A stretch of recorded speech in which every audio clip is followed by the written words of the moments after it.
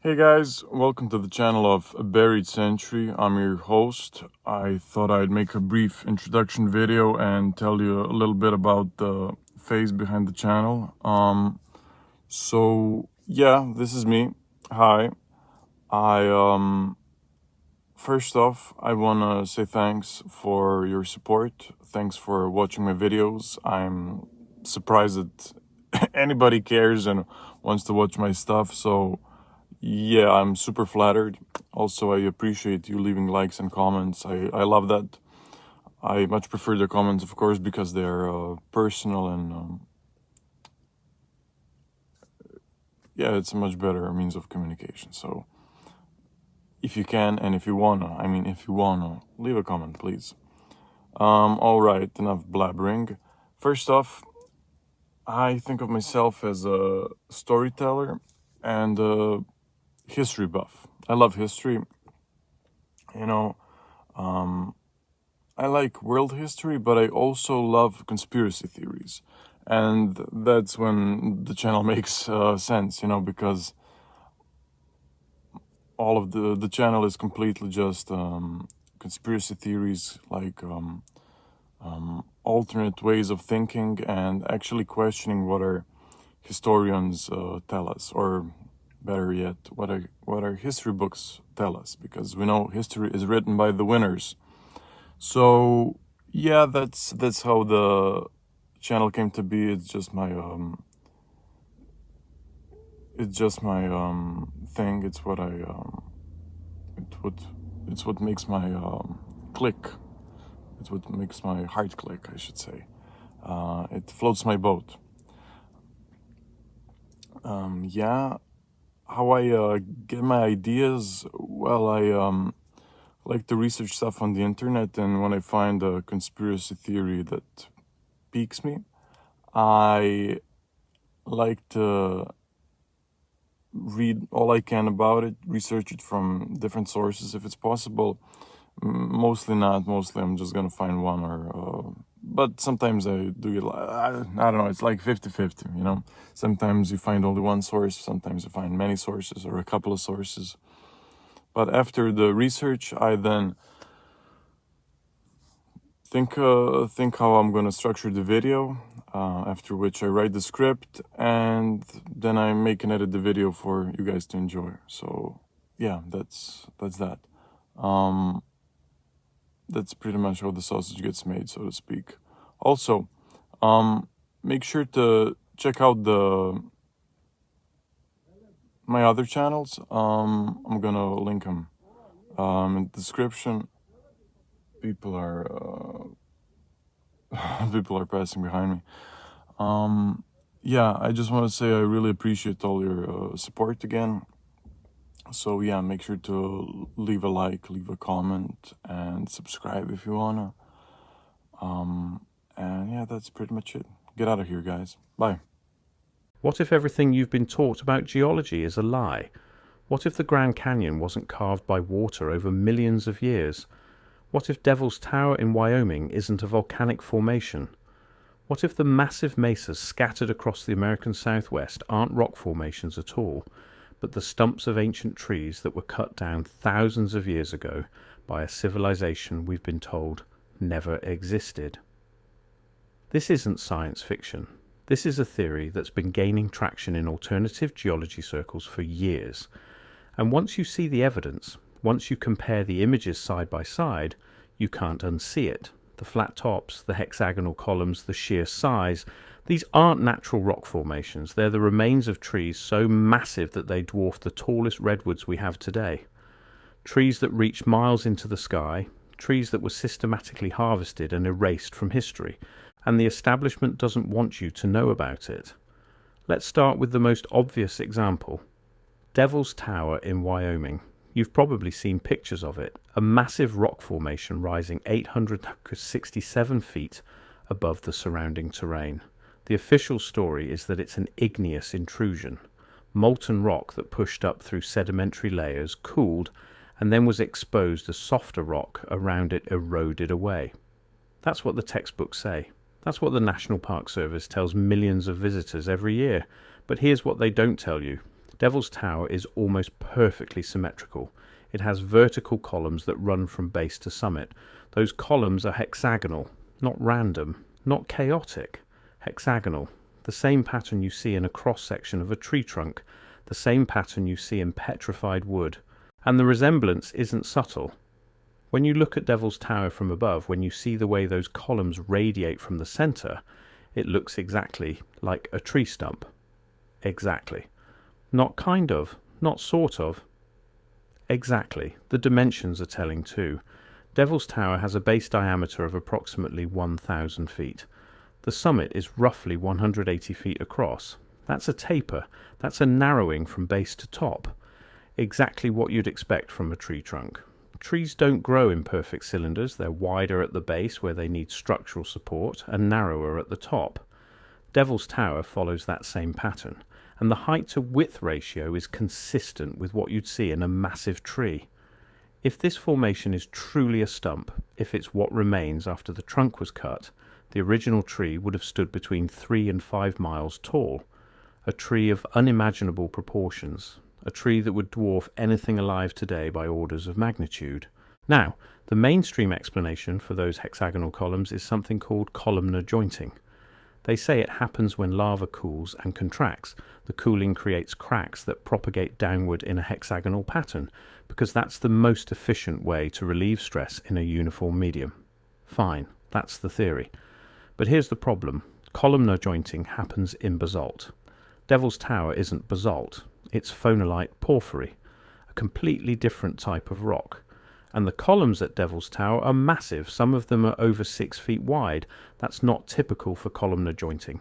That's not what you see in places like the Giant's Causeway in Ireland, where the columns are maybe a foot wide. At most, the scale is wrong, the rock type is wrong, and yet the explanation never changes. It's always volcanism, always, even when the evidence doesn't fit.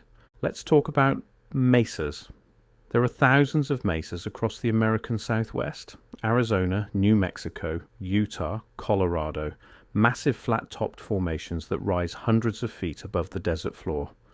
The official explanation is that they're erosional remnants, layers of sedimentary rock that were once part of a larger plateau.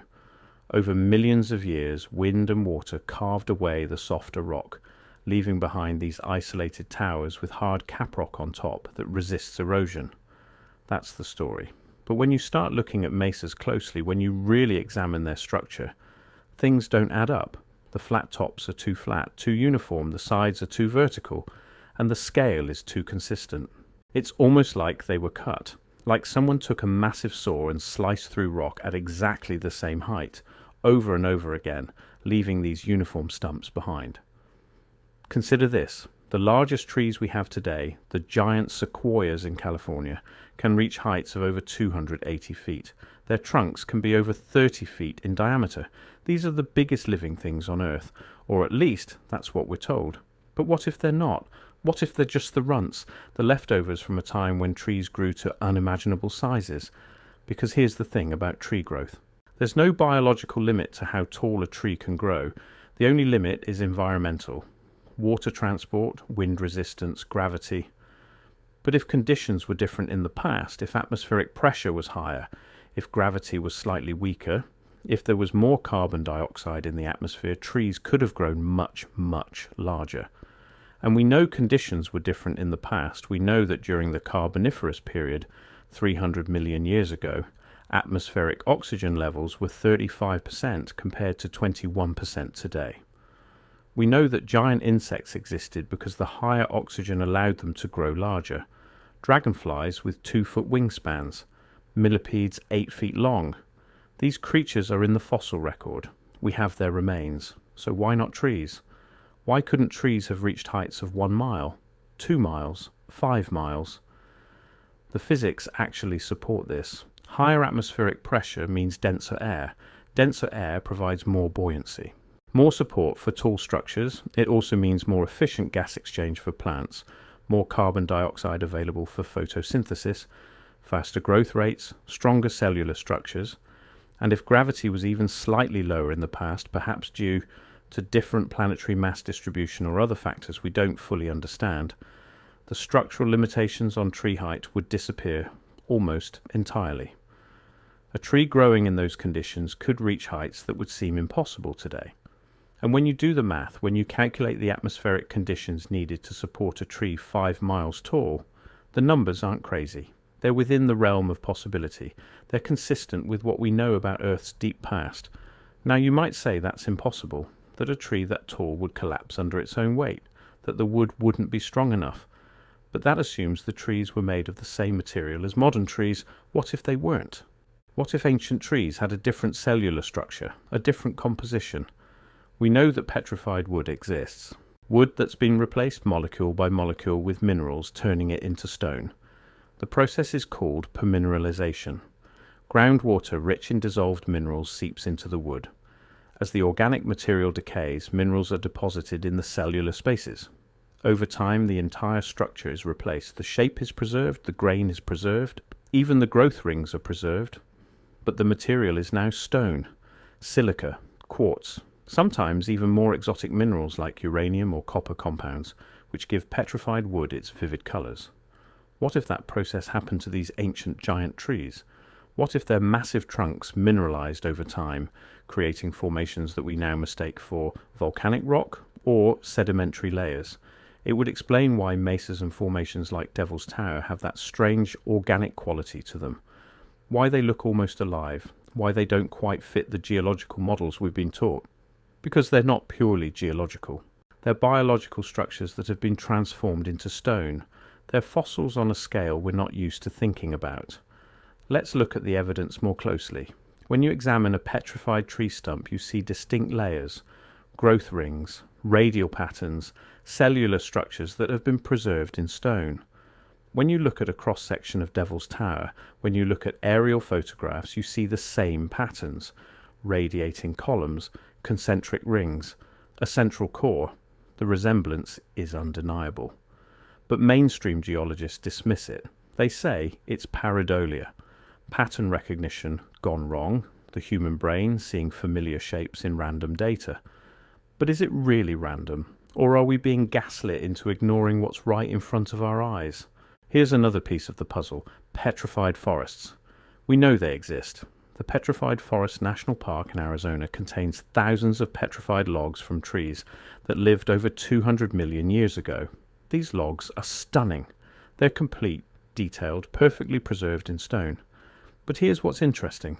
None of the petrified trees in that park are still standing. They're all fallen, lying on their sides, broken into segments. The official explanation is that they fell naturally, were buried by sediment, and then mineralized over millions of years. But what if that's not the whole story? What if some trees didn't fall? What if some trees were cut? And what if those stumps are still standing? But we don't recognize them because they're so massive, so far beyond our reference point for what a tree should look like, that we've categorized them as rock formations instead.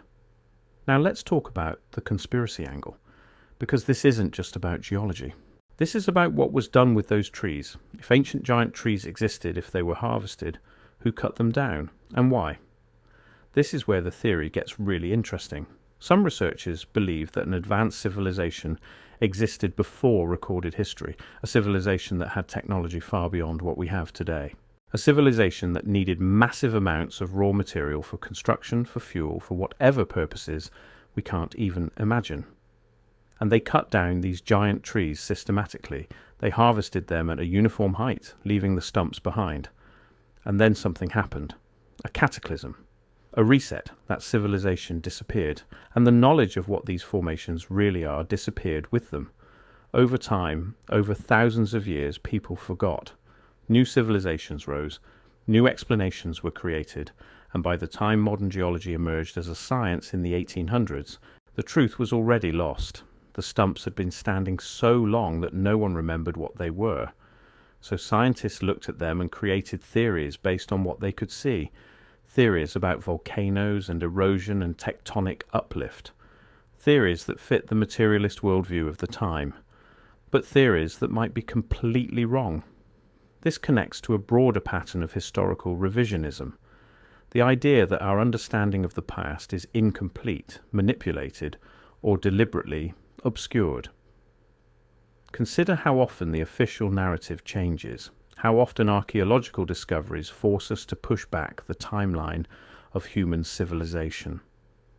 We used to think agriculture began 10,000 years ago. Then we found Göbekli Tepe in Turkey, a massive temple complex that dates back 12,000 years, built by people who supposedly didn't have agriculture or cities.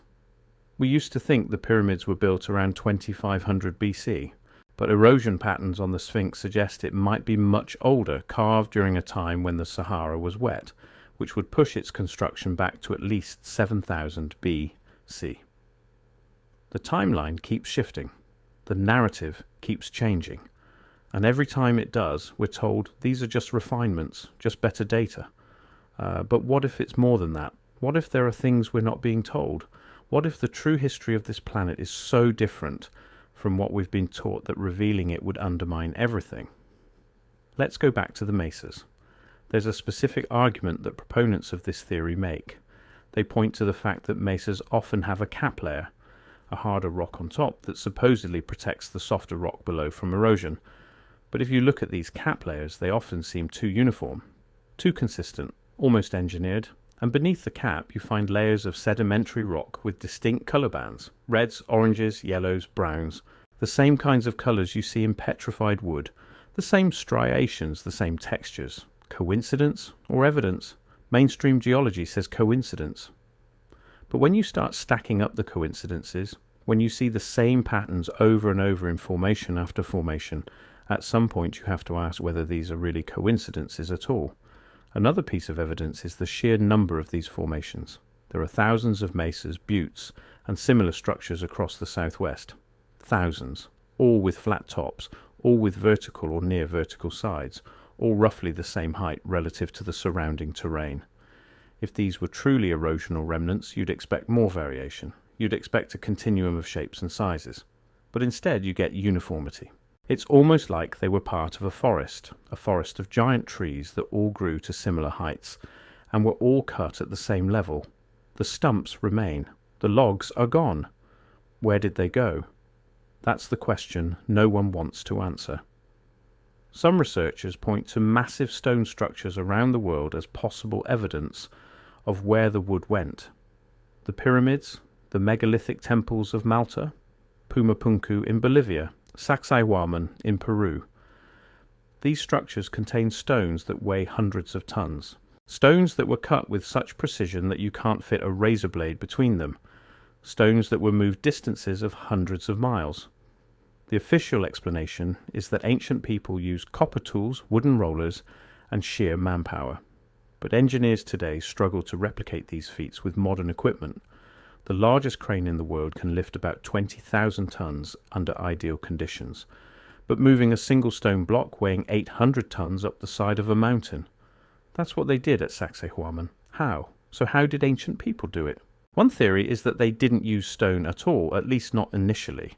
What if they used wood from giant trees? Wood that was incredibly strong, incredibly dense, incredibly durable. What if they built massive structures out of this wood, and over time the wood petrified, turned to stone? That would explain the precision. Wood can be carved and shaped much more easily than stone. You can join wooden beams with incredible accuracy using simple tools. You can transport wood much more easily than stone of equivalent size because wood floats. You can use rivers and waterways. What if the builders floated these massive logs to construction sites, carved them into blocks, assembled them into temples and pyramids, and then left them to mineralize? Over thousands of years, the wood would turn to stone, and future civilizations finding these petrified structures would assume they were always stone, would assume that stone was the original material. That would explain the precision. Wood can be carved and shaped much more easily than stone. That would explain the weight. If the structures were built from wood and later mineralized, they'd be stone now, but they wouldn't have been stone when they were built. It's speculative, yes, but it's not crazy. It's actually more plausible than the idea that people with copper chisels carved diorite blocks weighing 70 tons. Now let's address the obvious objection. If giant trees existed, where are the branches? Where are the leaves? Where is the canopy debris? Where are the seeds? Where is any organic evidence beyond the trunks themselves? This is the question skeptics always ask. And it's a fair question. It's the most obvious challenge to the entire theory. But here's the thing. We're talking about a timescale of thousands, possibly tens of thousands of years.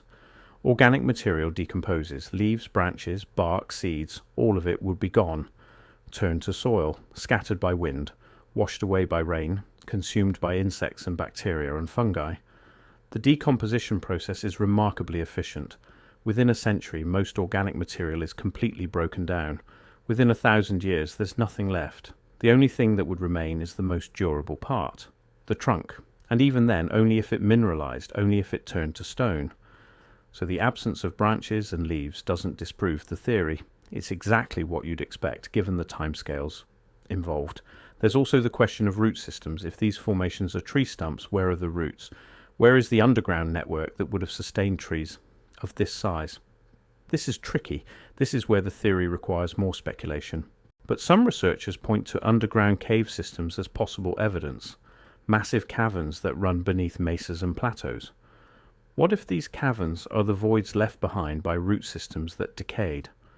What if the intricate tunnel networks we find in places like Carlsbad Caverns aren't just limestone dissolution, but the remnants of root structures that mineralized and then partially collapsed?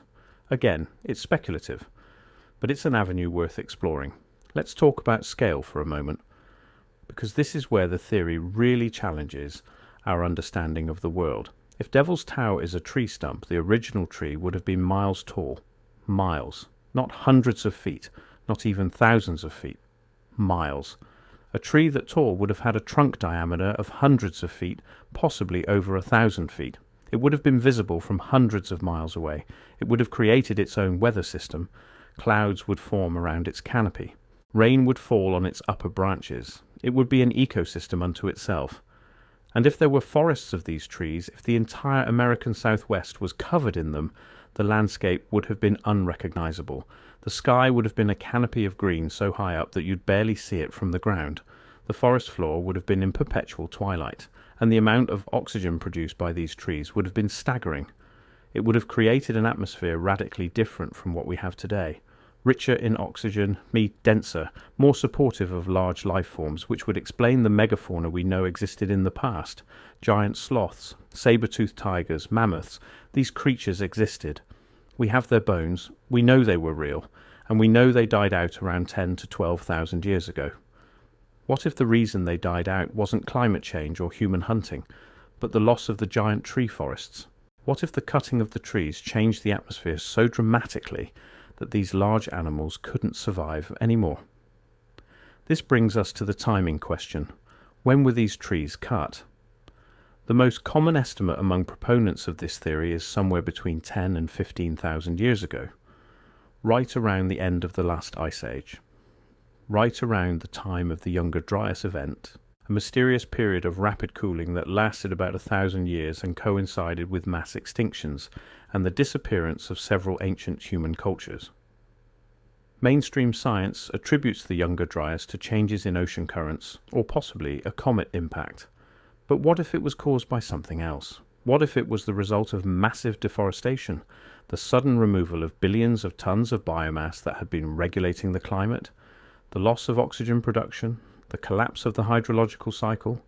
It would have been catastrophic, global, and it would have reset civilization, which might explain why we have so little evidence of what came before. The world changed so dramatically that almost everything was lost. Now let's talk about who did the cutting. This is the most speculative part of the theory, and it's where people diverge. Some believe it was a human civilization, far more advanced than anything we recognize in the archaeological record. Others believe it was non-human, extraterrestrial or interdimensional beings who needed the resources for purposes we can't comprehend. Others still believe it was a natural process, some kind of planetary harvesting that happens cyclically. I'm not here to argue for any specific version, I'm just presenting the question. Because if the stumps are real, if mesas really are the remains of giant trees, then someone or something cut them down. And that raises profound questions about our place in the universe and the true history of this planet. There's also a spiritual dimension to this theory that can't be ignored. In many indigenous cultures, trees are sacred. They're seen as connections between earth and sky, between the physical and spiritual realms.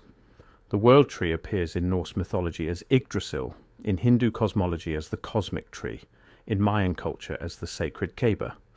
What if these myths aren't metaphorical?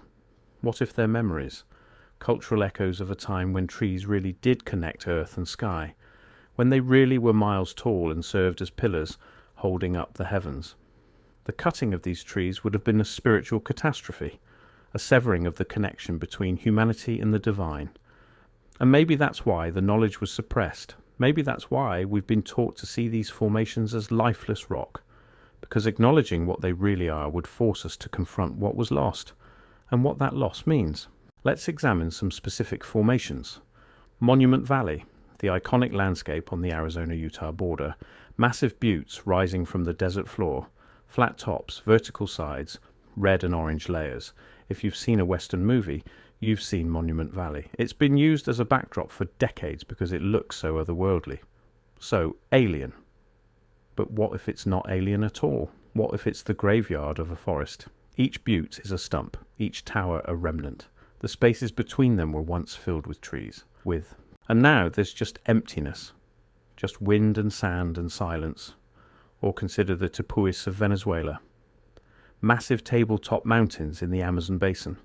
Some of them rise over 3,000 feet above the jungle. Their tops are completely flat. Isolated ecosystems cut off from the world below for millions of years according to conventional geology. But when you look at them, when you see how perfectly flat those tops are, how vertical the cliffs are, you start to wonder, could these be stumps too? Could South America have had its own forest of giant trees? The indigenous people of the region have legends about these mountains. They call them the homes of the gods, places where spirits dwell. What if those legends are memories? What if the gods were the trees themselves? There's a pattern here that extends globally. Every continent has formations that could fit this model. Africa has the Ethiopian highlands with their flat-topped ambus. Australia has Uluru, though that's a single monolith rather than a flat-topped mesa. Asia has the Fanjingshan mountain in China, which has an uncanny resemblance to a massive petrified stump. These formations are everywhere, and yet we're taught to see them all as unrelated geological accidents, as random products of volcanism and erosion. But what if they're not random? What if they're all part of the same story, the same event, the same crime? Because that's really what this theory is about. It's about a crime, the destruction of something sacred, something irreplaceable. Whether you believe it was an ancient human civilization, extraterrestrials, or some other force, the end result is the same. The giant trees are gone, the stumps remain, and we've been taught to forget, to look at these formations and see dead rock instead of living history. That's the cover-up, not men in black or government conspiracies, just willful ignorance, just the slow erosion of cultural memory, until all that's left are myths and legends that no one takes seriously anymore. Now, I know what you're thinking. This sounds insane. This sounds like flat earth level conspiracy. And maybe it is. Maybe I've gone down a rabbit hole and lost touch with reality. But here's the thing. I'm not asking you to believe me. I'm asking you to look. Look at Devil's Tower. Look at the mesas. Look at the patterns. Look at the symmetry. Look at the scale. And ask yourself, honestly, does the official explanation make sense? Does it really, or does it feel like something's missing? Like there's a piece of the puzzle that's been hidden or lost, because once you start seeing these formations as tree stumps, you can't unsee it. The illusion breaks. And you start to wonder what else you've been wrong about. What else has been hidden in plain sight? There's a reason this theory resonates with people. It's not just about geology or history. It's about power. About who gets to decide what's true. About who controls the narrative. For centuries we've been told that the natural world is dead, that rocks are just rocks, that mountains are just piles of stone shaped by blind, meaningless processes, that we live on a dead planet in a dead universe, and the only meaning comes from what we create ourselves. But what if that's a lie? What if the world is alive? What if these formations are the bones of ancient giants? What if there's intelligence and purpose woven into the landscape itself? That changes everything. It means we're not alone. It means we're part of something bigger, something older, something we don't control and never will. And maybe that's why the truth is suppressed. Because the people in power don't want us to know, don't want us to feel connected to the earth, don't want us to see the world as sacred, because sacred things can't be exploited, can't be strip-mined and paved over and turned into profit. If we knew these mesas were ancient tree stumps, would we allow them to be destroyed for development? Would we let mining companies blast them apart? Probably not. And that's the point. So where does this leave us? What do we do with this information? For some people, this theory is just an interesting thought experiment, a fun what-if to discuss late at night. For others, it's a call to action, a reason to question everything we've been taught, to look at the world with fresh eyes, to seek out the truth no matter where it leads. I don't have all the answers. I don't even have most of them. But I have questions, and I think questions are more important than answers anyway. Because answers close doors, questions open them. If you want to explore this further, start with Devil's Tower. Look at photographs from different angles, compare them to images of petrified tree stumps. See for yourself, then look at mesas, Monument Valley, the Grand Mesa in Colorado, Shiprock in New Mexico. See if you notice the patterns, the uniformity, the organic quality. And then ask yourself, what's more likely? That these are all random geological accidents, or that they're the remains of something we've forgotten? I can't make that decision for you. But I can tell you this. Once you see it, you can't unsee it, and that changes everything. The giant trees are gone, the stumps remain, and somewhere, buried in the collective unconscious of humanity, we remember. We remember the forests that touch the sky. We remember the giants. We remember what was lost. And maybe, just maybe, by remembering we can begin to reclaim it.